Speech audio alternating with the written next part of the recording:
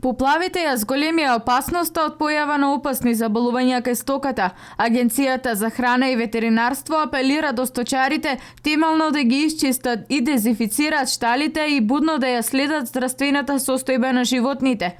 Реална е опасноста од појава на антракс во поплавените подрачја. Вакцинирање на сите домашни животни, вклучувајќи кравите, телињата, овците и јагнињата кои остануваат за домазлак, односно за репродукција, свињите, да морат да бидат вакцинирани против болеста антракс. Што значи, оваа болест се појавува најчесто при појава на поплави. Се работи за болест која е опасна како за животните, така и за луѓето. Тоа се спори кои се наоѓаат во земјата и при поплавите доаѓа до активирање, односно будење практично на тие спори и појавата на ваквата болест е неминуелна. Оваа година за средства годинава од програмата за финансиска поддршка на руралниот развој може да аплицираат и собствениците на приватни шуми. Предвидена е сума до 20.000 денари за видно и трајно одбележување на дрвата, до 500 денари за метар кубен и до 120.000 денари за набавка на опрема. Задоволство можеме да констатираме, односно да кажеме дека и ние собствениците на приватни шуми дефинитивно сме во графата на субвенционирани граѓани иматели на шуми во Република Македонија.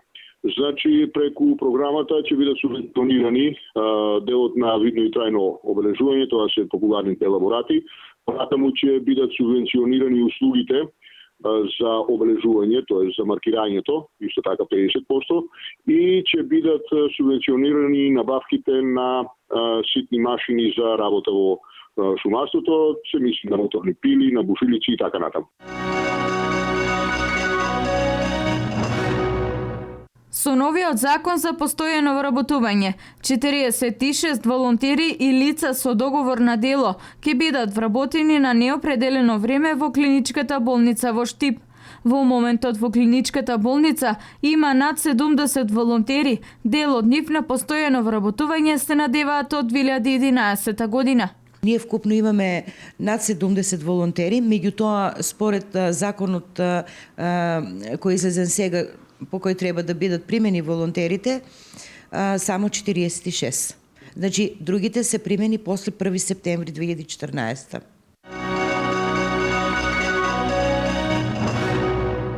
Библиотеката Ванчо Прки во Виница во пресрет на празникот на жената го промовираше автобиографскиот роман на авторката Гордана Петров, Креветот како триумф.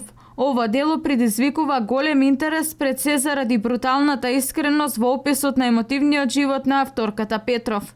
Имам зад себе 3 брака. Двата завршија со развод, третиот, сега сум вдовица, бидејќи третиот сопруг почина. Влегуваме во врска која што доживува свое фијаско, доживува своја нестеќа, разделба, али таа врска и тој човек мене како сенка ме прати цел живот и е на некој начин недиректен, меѓутоа сепак е иницијатор на сите оние нешта, оти викаме, ако ова не ми се случеше, немаше да ми се случи ни ова.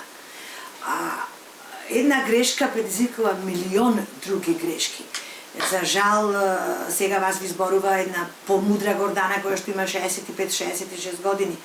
Да ги имав овие сознанија, оваа мудрост, овај памет на моите 30 години, сигурно не би ги чинела тие грешки што сум ги правила во младоста.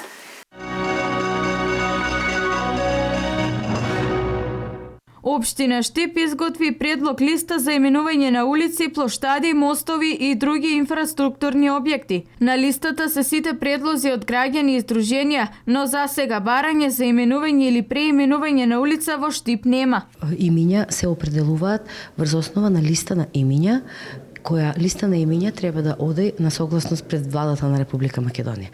Значи сега доколку листата биде донесена од страна на советниците, истата ќе биде испратена до владата на Република Македонија за да биде дадена согласност.